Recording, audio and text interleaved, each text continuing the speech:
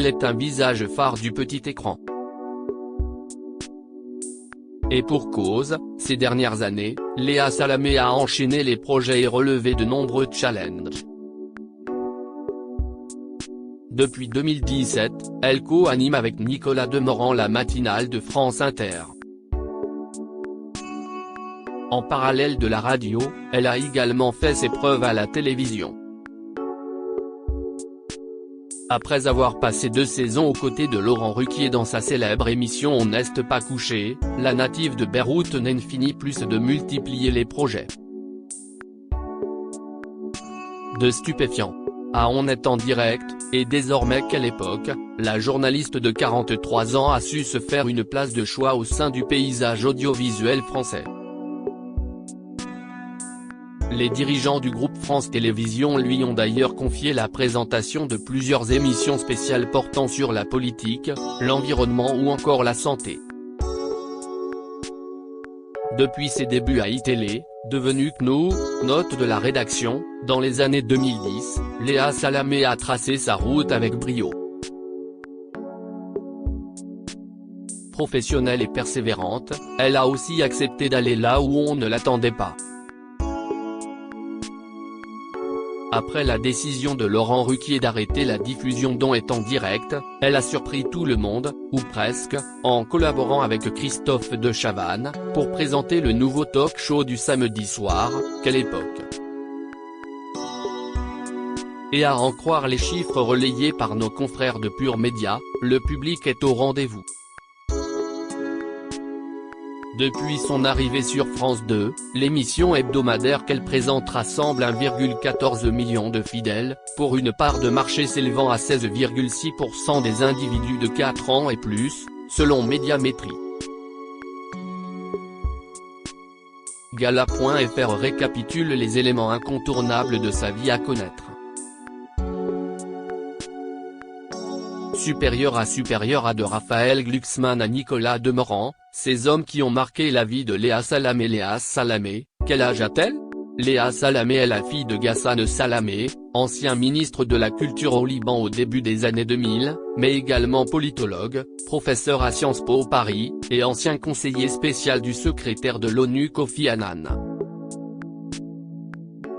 Sa mère d'origine arménienne, Marie Bogossian, est quant à elle la sœur des diamantaires Jean et Albert Bogossian.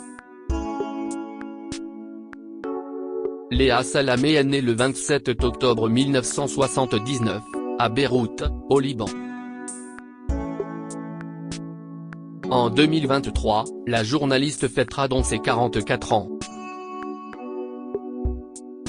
Léa Salamé, quel est son vrai prénom? Certains l'ignorent, mais Léa Salamé n'a pas toujours eu le même patronyme. Lorsqu'elle est née, elle s'appelait Ala Salamé. C'est à l'adolescence qu'elle a décidé de changer de prénom, en raison des nombreuses moqueries qu'elle subissait, à l'école jésuite où elle était scolarisée.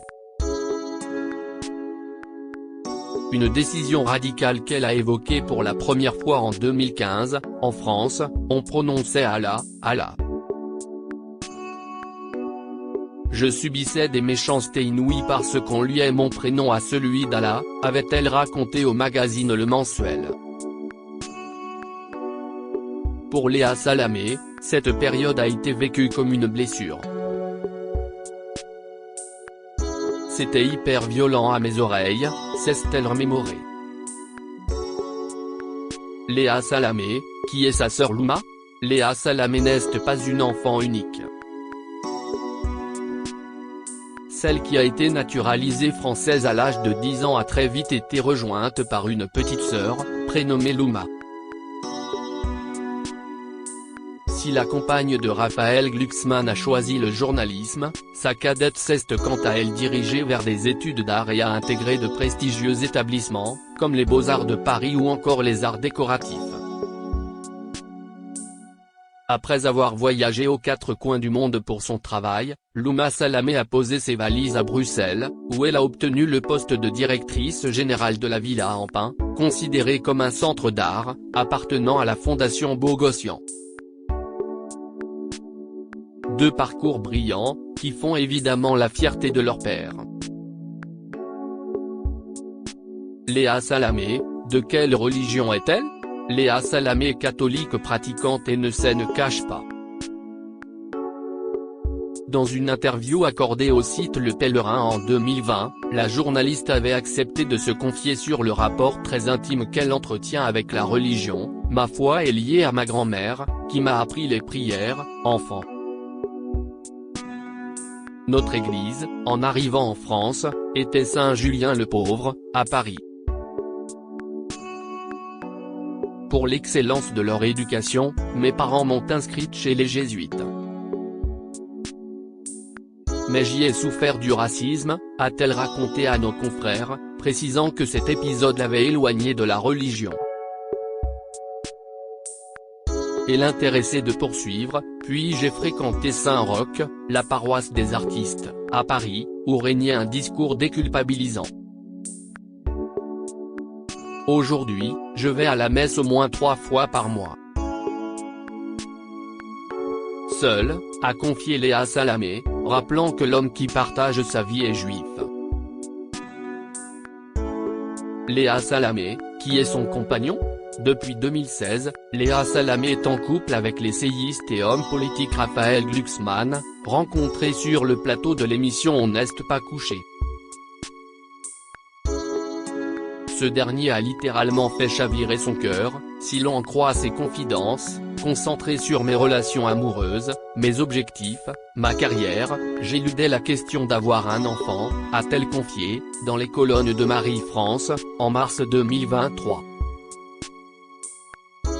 Et d'ajouter, une rencontre, fin 2015, a fait l'évidence. Un homme m'a donné envie de devenir mère.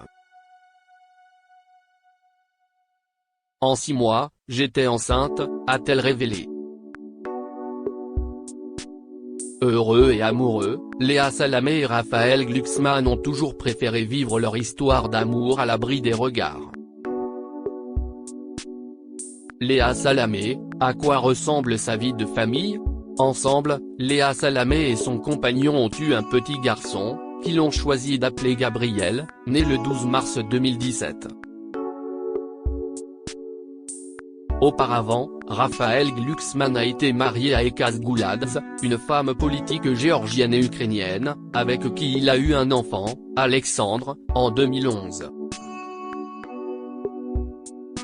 Très attachée à son rôle de mère, la journaliste a toujours fait en sorte d'être présente pour son fils et son beau-fils, malgré un rythme de vie très intense. Je dois m'occuper de mes enfants. J'ai une famille. Depuis que mon fils est né, je ne prends jamais le petit déjeuner avec lui et je ne l'emmène jamais à l'école. Je me rattrape le soir. Si est moi qui m'occupe du dîner, du bain et du coucher, a-t-elle confié à Pure Média en février 2023.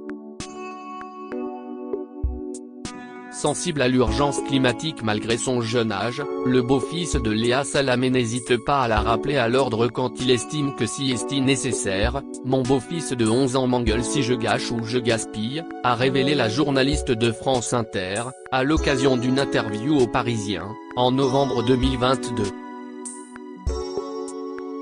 Et de constater, les enfants sont plus éveillés que nous sur l'environnement, c'est encourageant. Par conséquent, la complice de Nicolas Demorand a adapté son mode de vie, j'ai réduit drastiquement ma consommation de viande, en passant de 2 à 3 fois par semaine à 1 fois tous les 10 jours. Je privilégie au maximum le train, j'envisage d'acheter une voiture électrique ou hybride. À la maison, nous faisons davantage attention aux lumières, à débrancher le Wi-Fi. Je ne laisse plus couler l'eau quand je me brosse les dents. Pas de doute, la relève est assurée. Crédit photo, best image.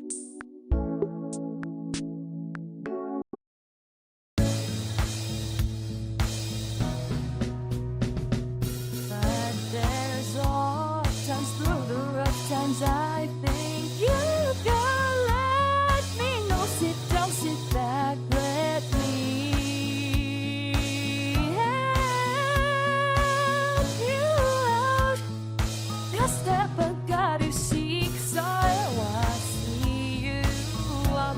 何を